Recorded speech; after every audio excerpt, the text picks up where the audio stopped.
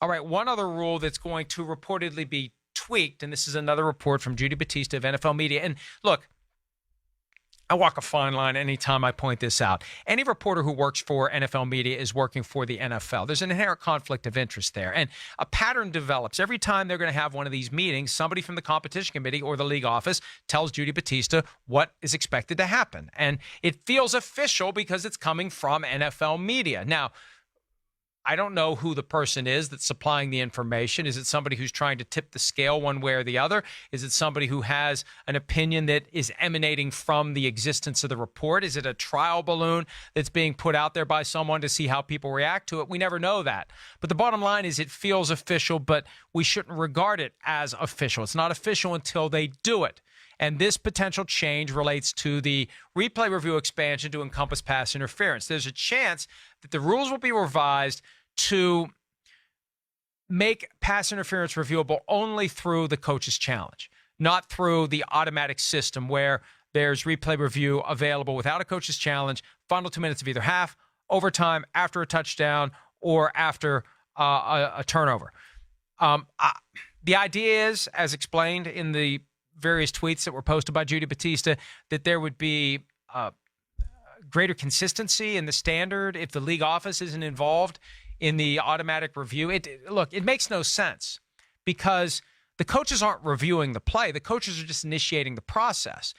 And for the automatic replay review, it doesn't take much to initiate the process. See, I think what they're trying to do is reduce the number of times that you would feel compelled to initiate the process. Because the way it's supposed to work, to overturn the ruling on the field through the replay review process, there should be clear and obvious evidence that the ruling on the field was incorrect.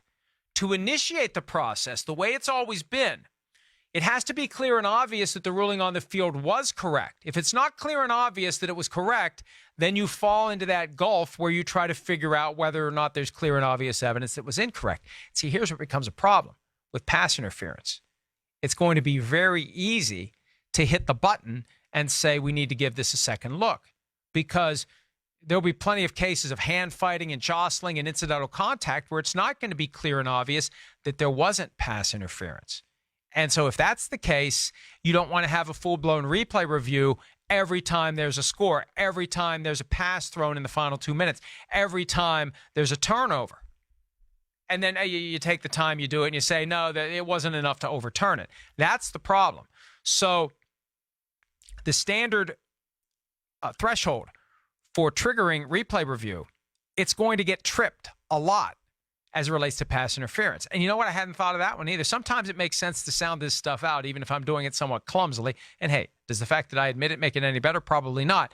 But you could maybe sense the gears turning in my brain here. I see what they're getting at. It's not a matter of having a consistent standard. It's a matter of not wanting to apply the standard that applies to when the replay official says we need to have a full-blown replay review. So I think I understand what they're trying to do here. It just it creates a potential mess if you don't have any red flags left, because you get two, unless you're right on the first two, then you get a third. And you have to have a timeout left, or you can't use the red flag anyway because you lose a timeout as the punishment for being wrong.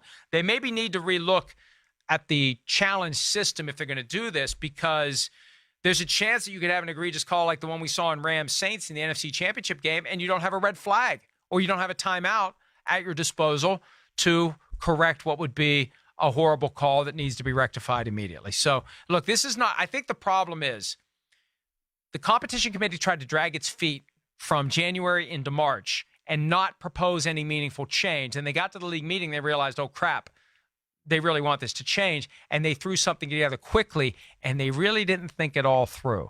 And frankly, I hadn't thought it through from the perspective of how easy it is and how little it will take to trigger a full-blown replay review of potential pass interference. Hi, I'm Mike Tirico, and thanks for watching. Make sure to hit subscribe for the latest news and highlights from NBC Sports.